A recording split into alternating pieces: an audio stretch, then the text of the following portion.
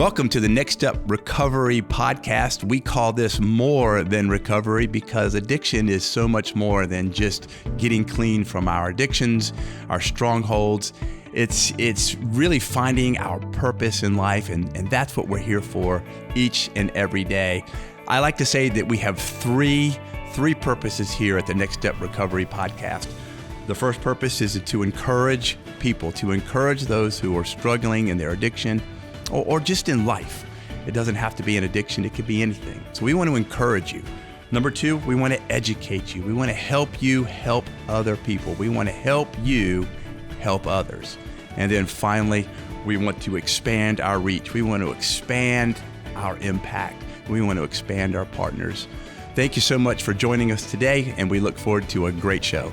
Well, David, hey, welcome back. You know, we ended our last podcast and we were kind of like, man, we ran out of time. We're limited by our camera. You know, we can only go about 30 minutes. Right. And we were talking about choices. So I asked David to stay around and we restarted the camera. So we're going to do a second recording here of a continuation of what we were just talking about with choices, because there's a question I want to get to with David that's hot on his mind. I texted it to him last night, and so we wanted to talk about this question around choices. Okay, and David put together a lesson, a curriculum, lesson plan on choices, decision making. And in that, he uses the terminology, you know, in the valley of decision. So I texted him last night because I wanted to talk about it here, but we ran out of time. So I said, well, let's continue on. Mark said, hey, let's just restart it. We'll do a part two of this podcast. So I said, okay, let's do part two here, David, while we're here. And so he uses the terminology, the valley of decision. It's very personal to him because I asked David, where did that come from? Where did your term, when you use that, the valley of decision? Because, you know, a lot of times we think of a valley, peaks and valleys. The peaks are the good times. Yeah. Valleys are the tough times. And so you use that term, you know, in the valley of decision. So where does that come from? Well, got to go back quite a few years, back to 1969, 1970. I was 5 years old. Okay. All right. Well, I was enlisted in the United States Marine Corps, 4 years active, 2 years reserve. So 69 and 70, as soon as I got out of boot camp in 1969, straight overseas to Vietnam. Okay. And actually, that's not entirely correct. Straight overseas to Okinawa, and then they asked for volunteers to go. And I don't know how I want to describe myself, but like an idiot, I guess, I volunteered. So courage, was it courage or was it idiocy? You know, you're not real sure. I don't know. Yeah, I still don't know. But you were young and ready to go. I was, but I went over to Vietnam, and my job in the Marine Corps, I was in the infantry. And I carried what's called an M60 machine gun. Right. And an M60, for people who might not know, if you ever saw Sylvester Stallone in the Rambo movies, right, that big gun he had with the belt, that's an M60. Okay, yeah. So you were Rambo. Well, no, not close. But anyway, that's a gun I carried. Okay, so we had been, our company had been patrolling all day long through the jungle and in the valleys and whatever. And we came upon a valley with mountains on three sides of us and a beautiful stream there. Okay. And this was late in the afternoon. And so our lieutenant decided this is where we were going to stay for the night. So we did. We got there and got our equipment down, set up tents and that sort of thing. And four of us decided to go out to the stream. We were about probably 50, 60 yards from the stream. Four of us decided to go out to make a water run. So we go out there and we're at the stream filling up our canteens, talking, whatever. And the next thing you know, the ground started exploding around us. Wow. Now what this is these were bullets. Right. Bullets that were hitting all around us, the mud and the water and everything popping up. And apparently there were some North Vietnamese regulars in those mountains up there.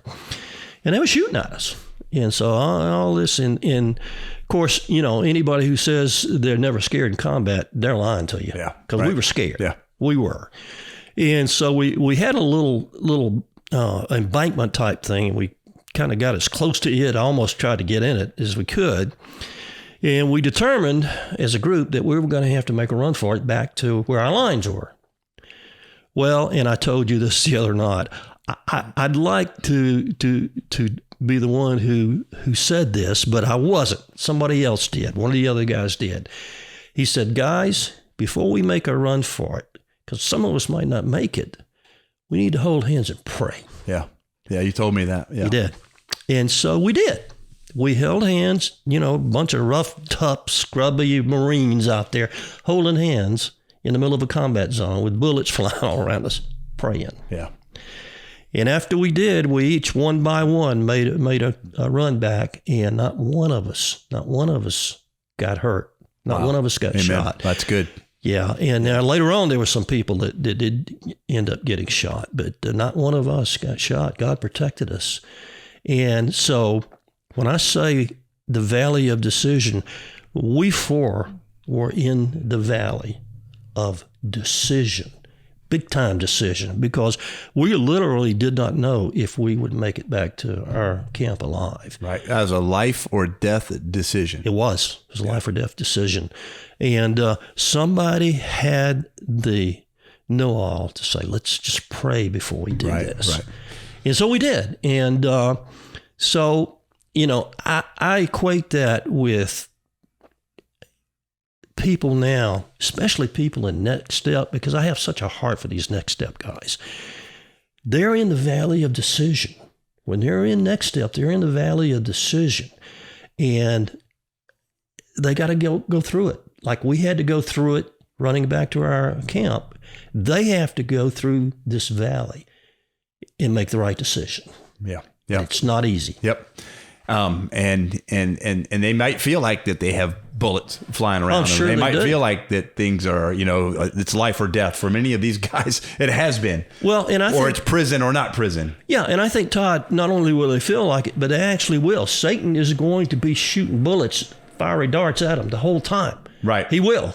And, and they got to get through that. Right. Excuse me. I'm not sure what that, we have a noise going on here behind us. I'm not sure what that is, but that's okay. All right. But yeah, so I was curious, because that valley of decision is so dear to you. It's so, it is, and I know you were excited to be able to talk about what that valley of decision and in that, so in that big decision that you had to make, I've got to make this big decision. Like you said, you wish that it was original with you, but it wasn't, right? No. Is prayer. Right. And the role of prayer in decision making. Let me share a story with you. We're sharing military stories here.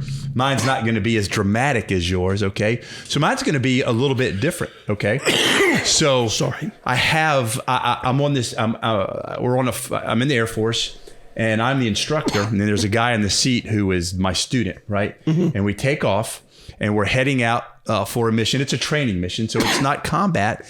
But we're heading out, and as we take off, we're heading towards a thunderstorm. Mm-hmm. And per Air Force regulations, you can't fly through a thunderstorm. It'll tear your airplane apart, right? We have to miss thunderstorms per regulation by 20 miles if you can. We're heading out, and we're flying, and we're climbing out. And as we're climbing out, we're heading right towards this thunderstorm. But not just one thunderstorm. There's thunderstorms all around us as we're climbing out. And the guy's in the seat, and he's looking at the radar. And I looked at him and I said, we'll call his name Joe. I won't use his real name. Yeah. I said, Joe, what are you going to do? And he sits there and he looks around, he looks at the radar, and he looks, and I can see there's indecision. And if I looked at him and said, Joe, what are you going to do? Because once I have to step in, we got a problem. Sorry. So again, I asked the same question, and he looks at me, and this is a man that we go to church together. Mm-hmm. So he looks at me and he goes, "Well, let me pray." And I looked at him and I said, "Joe, yeah, this is a time for decision, not prayer. I said, you can pray while you're making a decision, but you better make a decision. And he did, we were okay.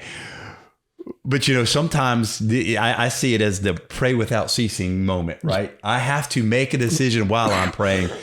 I have to make that. And that's okay. I have to make that decision. We've been talking a lot here, so but I have to make that decision while. I'm not saying prayer shouldn't always be. It should be, But sometimes we're in those decisions. We're in those moments, and we can look back to those combat situations. We can look back to those in the moment situations where we have to make those choices, and sometimes it's critical. It's critical. It's life or death. Yeah. It's, you're going to destroy this airplane. If you destroy this airplane, you're going to destroy me. Oh, yeah. If you don't get out of this firefight, we're going to die. Yeah. And in our day-to-day choices, though, it's not always that situation, though, is it? Right. It's our choices day to day are not. Again, we're making hundreds and hundreds and hundreds of choices each and every day that are not life or death. Yeah. But they are going to determine whether or not we succeed or not. Yes, they will. And, like you said, you don't have time to just stop and pray, for each individual choice. Right. I mean, we are to pray without ceasing. We are to do that.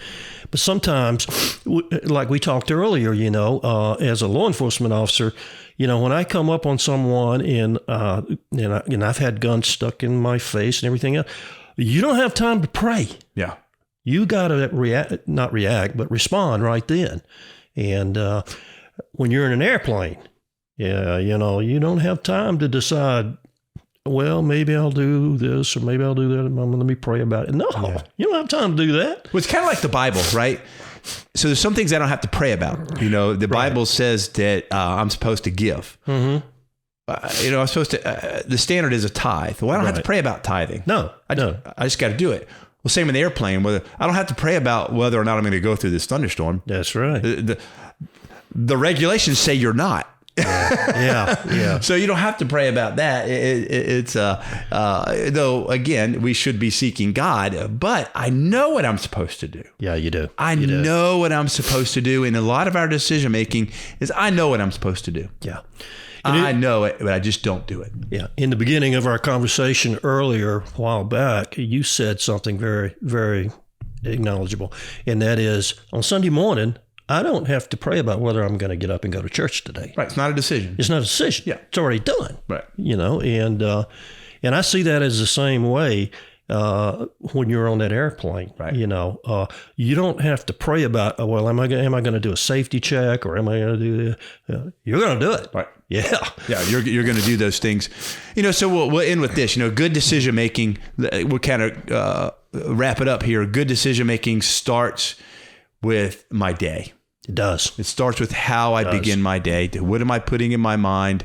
Am I getting up early enough so I'm not rushed, so I have time to get my mind straight? I have time to put God's word in there. I have time to put the right things in there. I'm not rushed getting out the door.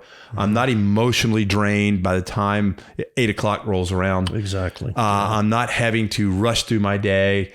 I'm not letting people anger me. I'm not letting my emotions control me. I'm controlling my emotions. I'm being self-aware. I think about what I think about. I'm thinking about what I'm thinking about. When my emotions strike, I think about my emotions. Why am I feeling this way? Why am I angry? I had an issue just this week that got me really, really, I hate to use the word anger. It got me very frustrated. And even last night, my wife was like, I sense your frustration. We're here. She goes, I sense your frustration. And I looked at her and I said, you're right. I said, and I'm just trying to work through it through some prayer. Right. And, and not responding in it. Right. Not sending that text message, not sending that email. That's right. Not making that phone call in the moment when I am emotionally not right. Yeah. You know, and Todd, God created us, and when He created us, He gave us these emotions, and these emotions can be used in the right way, right, or the wrong way. And He tells us in His Word how to use them the right He does. way. He does. Yeah. And He tells us that we're to not let them control our minds. That's that right. We're to control them. And I've heard you say before several times, who are you going to let control you? You or Right. somebody else out there? Right. You know. And my emotions allow other people to control me. Right. Unforgiveness Yes. allows other people to control It me. does. Yeah. Bitterness allows other people to control me. Exactly. Anger allows other people to control me. Exactly. Anxiety allows situations and Yeah. other people to control me. Yeah. Versus coming into alignment with the Word of God and what He says, prayer, being quiet. Mm-hmm. The Bible says even a quiet man seems wise. Yeah. Just keeping your mouth shut makes you look smarter than you are. Yeah. So just those things, and those are not things that just come easy to us. Mm-mm. We have to have the power of God in our lives to affect those things, because in my flesh, I can't do it, because I want to. It's so easy to go in the direction of bitterness and anger and emotional outrage. It's easy to do that. It feels good in the moment to do that. Yeah. And we live in a culture of emotional outrage. Well, and we were born in that original sin, and that sin's in the flesh, and it's going to. Bible tells us it wars against the spirit. Yeah. And it's a battle. It's a constant battle. Yeah, it is. So you're saying every day I'm going to be in a battle to make the right decisions. Yes, you are. Every day I'm going to be in a battle to make the right decisions. That's right. I battle it. That's right. I battle it day in and day out. We all do. Yeah. So good, man, Dave. I'm so glad we did this part 2. And thank you so much. And the Valley of Decision. Now you know where that comes from. Yeah. And great story. And I apologize for my cough. No, hey, we've been talking a long time, and we had some noise in the background. We did a podcast a while back where they were like bunch of noise working on doors in the building. So I saw that. Yeah. So anyway, again, we thank you. Thank you for joining us once again. My pleasure. Yeah. And thank you, David. And if you need to, we'd love to hear from you. We'd love to hear from you. Some feedback. You can go to our website at nextstepmen.org and reach out to us there, and email us, call us, message us. We have numerous ways that you can do that. And again, if you're in the area, come out on a Tuesday night at 7 p.m. at Mikado Baptist Church. That's Mikado, Mikado. People say it many different ways, but that's how you say it. And that's in Macon, Georgia. 7 o'clock on Tuesdays, we meet for our Thrive program. Thrive. It's a wonderful time. We'd love to have you out there, and we will see you next time.